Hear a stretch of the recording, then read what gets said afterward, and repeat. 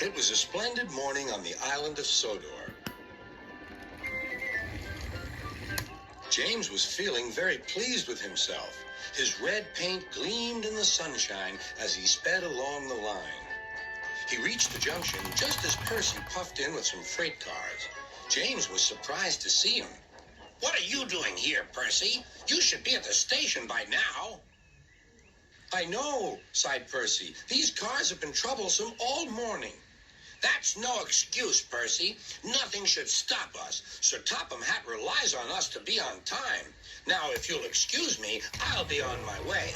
And James puffed importantly away. "Bossy buffers," muttered Percy. James arrived at the harbor. It was market day. The harbor yard was filled with the sweet smell of fruit from faraway lands. The fruit was delivered in big ships. James watched as strawberries, oranges, melons, and bananas were carefully loaded onto his cars. Then he set off to the station on the main line.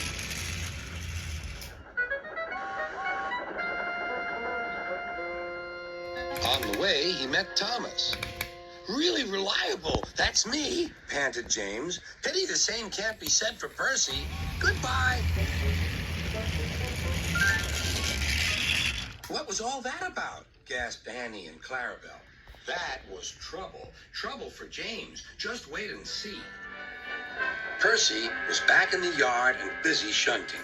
He had the cars in good order and was making up for lost time. But the station master had bad news.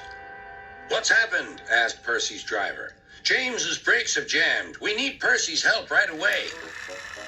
Percy quickly set off to the rescue.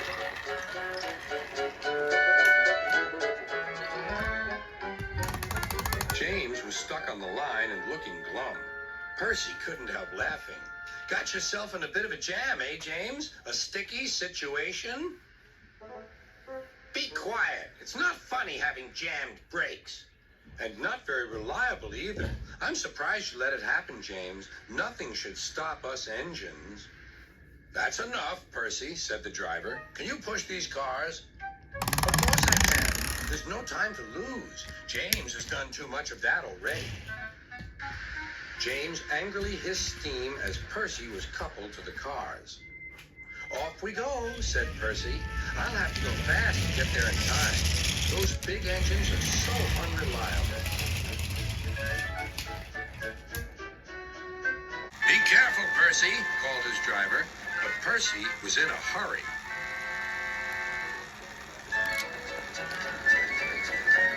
He didn't see that the switch had failed and that he had been diverted into a siding.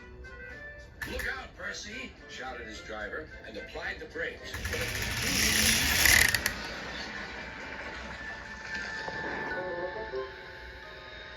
The driver and fireman had jumped clear, but squashed fruit squirted all over Percy.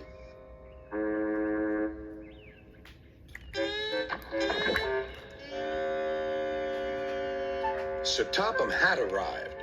"Percy, you are not to blame for the switch failure, but I do not run a jam factory." "Yes, sir. No, sir." And Percy squelched sadly away. That night, the shed was silent. James and Percy felt very sorry for themselves. At last, Thomas spoke. "You know," he said to no engine in particular, "there's more than one way to get jammed. We all learned that today." Still, there was silence. What's more, we also learned that sometimes when engines help each other out of a jam, things can still go wrong. "So," said a voice, "so that means we learned a lot today, and therefore..."